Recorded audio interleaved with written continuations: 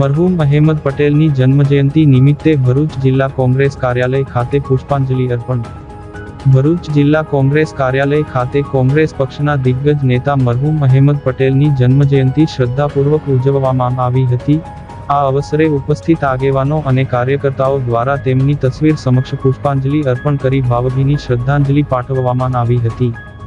આ કાર્યક્રમમાં જિલ્લા કોંગ્રેસ પ્રમુખ રાજેન્દ્રસિંહ રાણા, શહેર કોંગ્રેસ પ્રમુખ સલીમ અમદાવાદી, નગરસેવક હેમેન્દ્ર કોઠીવાલા તેમજ જુબેર પટેલ સહિતના અગ્રણી કાર્યકર્તાઓ ઉપસ્થિત રહ્યા હતા.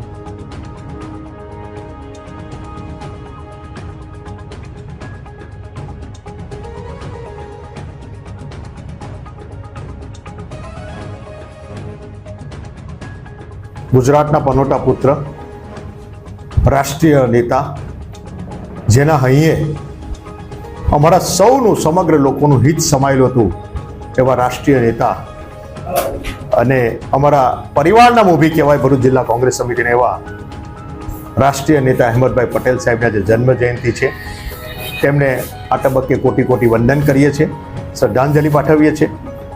જેના હૈયે ખાલી આમ કહેવાય કે 500 કરોડ કે 1000 કરોડનું ભરૂચમાં સરકારમાંથી કામ કરવાનું છે, તો વિરોધ પક્ષ હોય કે કોઈ પણ પાર્ટીનો કે કોઈ પણ મનુષ્ય હોય ભરૂચ જિલ્લાનો એમ કે અહેમદભાઈને કહો એટલે થઈ જશે, એટલે કામ થઈને રહેતું હતું.